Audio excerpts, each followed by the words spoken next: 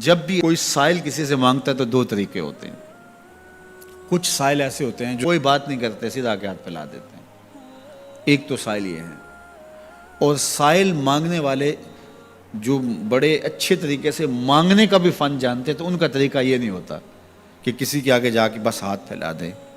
پہلے وہ اس کی تعریفیں کرتے ہیں، پھر جو ہے وہ اس کی رحم دلی کا ذکر کرتے ہیں، پھر اس کے مال و اسباب جو اس کو دیے گئے ہیں ان کے قصیدے پڑھتے ہیں، پھر اپنی وفاداری کا اظہار کرتے ہیں، پھر جھولی پھیلاتے ہیں. تو یہ دوسرا اور مہذب طریقہ ہے. ایک تو مانگنے والا اپنی ضرورت کو یوں ہی کسی کے سامنے رکھ دے، اور ایک یہ ہے کہ مانگنے والا اپنی ضرورت کو رکھنے سے قبل جس سے مانگ رہا ہے پہلے اس کی تعریف کرے. اب بندے اللہ سے ہدایت مانگنے کے لیے کھڑے ہوئے، پہلے تو وضو کیا، صاف ستھرے ہوئے، کانوں پہ ہاتھ لگائے، اس کے بعد ہاتھ باندھ کے ادب سے کھڑے ہو گئے، اور اب مانگنے لگے ہیں تو کیا بولے؟ الحمدللہ رب العالمین. وہ آتے ہیں نا مانگنے والے دروازے پہ تو کہتے ہیں دوبارہ وسدہ روے، فلاں ہو فلاں ہو، وہ تعریفیں کرنے لگ جاتے ہیں. تو یہ مرحلہ ہوتا ہے. ابھی اس نے سوال لب پہ نہیں لایا ہوتا تو گھر والا پہلے بچے کو کہتا ہے جا اتنے پیسے اس کو دے گیا. میاں وہ تو آپ کی تعریفیں کر رہا ہے، مانگ تھوڑا رہا ہے. وہ سمجھتا ہے جو تعریفیں کرنا شروع ہو گیا یہ مانگنے کے لیے تو کر رہا ہے. اللہ اکبر. تو جب بندہ الحمدللہ کہتا ہے رحمتیں اسی وقت برسنا شروع ہو جاتی ہیں. الرحمن الرحیم. میں سخی کی دہلیز پہ کھڑا ہوں جو رحمان بھی ہے جو رحیم بھی ہے، محض اپنے کرم سے عطا کرتا ہے. رحم کی بھیک مانگ رہا ہوں. پھر کیا کہہ رہا ہے؟ مالک یوم الدین. کسی کنگال سے نہیں مانگ رہا، اس سے مانگ رہا ہوں جو مالک ہے، دنیا کا بھی مالک ہے، آخرت کا بھی مالک ہے. پھر اس کے بعد اگلی بات کیا کہتا ہے؟ ایاک نعبد و ایاک نستعین.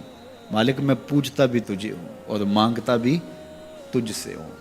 دیکھو سائل اس اعتبار سے بھی دو طرح کے ہوتے ہیں. ایک سائل ہوتا ہے جو بائی پاس پہ اترتا ہے، ایک کے گھر کے سامنے جاتا ہے، یہی طریقہ صحیح مانگنے کا، لیکن جاتا ہے کہ گھر کے سامنے تعریفیں کرتا ہے، اور مالک خانہ کو پتہ ہوتا ہے کہ یہ ہمسایہ سے بھی مانگ کے آیا ہے، میرے گھر سے بھی مانگ رہا ہے، اگلے گھر سے بھی مانگنا ہے. تو وہ اسے تھوڑا سا آٹا دے دیتا ہے، 1 روپیہ دے دیتا ہے. اس کو پتہ ہے اس نے پورا گاؤں مانگنا ہے، آدھا گاؤں مانگ آیا ہے، آدھا گاؤں اس نے ابھی مانگنا ہے. تو سارے 1 روپے دیتے ہیں.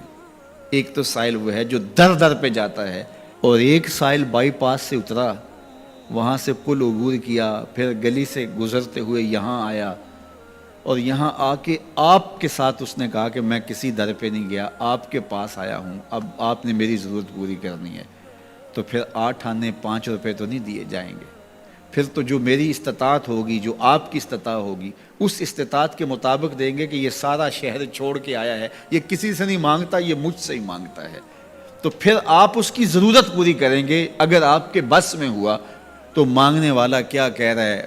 ایاک نعبد. یہ پیشانی کہیں اور نہیں جھکتی، وایاک نستعین. یہ جھولی کسی اور چوکھٹ پہ پھیلتی نہیں. وہ کریم، وہ مالک رب جو تمام جہانوں کا رب ہے، میں اس کی دہلیز پہ کھڑا ہوں اور آیا سیدھا اسی کی دہلیز پہ ہوں. نہ اس سے پہلے کسی در پہ گیا ہوں، نہ اس کے بعد کسی در پہ جانا ہے. تو پھر مالک بھی کرم نوازیاں اور رحمتیں اس کی جھولی میں ڈال دیتا ہے. اب اتنی لمبی تمہید باندھنے کے باوجود مانگا کیا؟ ذرا غور کیجئے. یہ وہ ہے جو ہم ہر روز ہر نماز کی ہر رکعت میں مانگتے ہیں، اور مانگنے کا طریقہ کتنا خوبصورت ہے.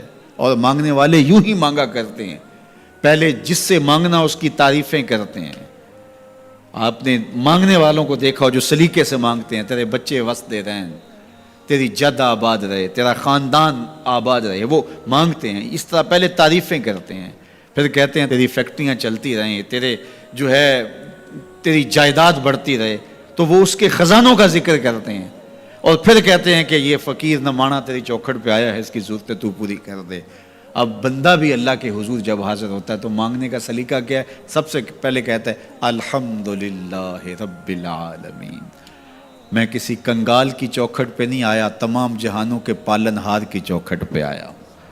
اسی کی تعریفیں، اختیاری بھی غیر اختیاری بھی، واسطے کے ساتھ بھی بلا واسطے کے ساتھ بھی. اسی کی خوبی ہیں، سارے اسی کے کمال ہیں، وصف سارے اسی کے ہیں. پھر اس کے بعد کہتا ہے الرحمن الرحیم، وہ رحمان بھی ہے وہ رحیم بھی ہے۔ پھر اس کے بعد کہتا ہے مالک یوم الدین، وہ دنیا کا ہی مالک نہیں، آخرت کا بھی مالک ہے، یوم حساب کا بھی مالک ہے۔ پھر اس کے بعد اپنی وفاداری جتلاتے ہوئے کہتا ہے ایاک نعبد و ایاک نستعین، مالک سارا جہاں بس رہا ہے، میں نے کسی سے نہیں مانگا، میں نے جھولی تیری چوکھٹ پہ پھیلائی ہے، میری پیشانی تیرے حضور جھکتی ہے، یہ پیشانی کسی اور کے حضور کبھی نہیں جھکی نہ جھکے گی۔ یہ سب عرض کرنے کے بعد پھر مانگتا کیا؟ اہدنا الصراط المستقیم، مالک مجھے سیدھی راہ پہ چلا دے، میں تیرے حضور آیا ہوں، مجھے ہدایت کا نور عطا کر دے۔ انشاءاللہ یہ ہدایت کیا ہے اور ہدایت کی قسمیں کیا ہیں، اور پھر اس دعا کا جواب اللہ کی طرف سے کیا آتا ہے، اور بندے پہ کتنی کرم نوازیاں ہوتی ہیں، انشاءاللہ یہ مضمون کل ہوگا۔ اللہ مجھے آپ کو اپنی رحمتوں کے سائے میں رکھے۔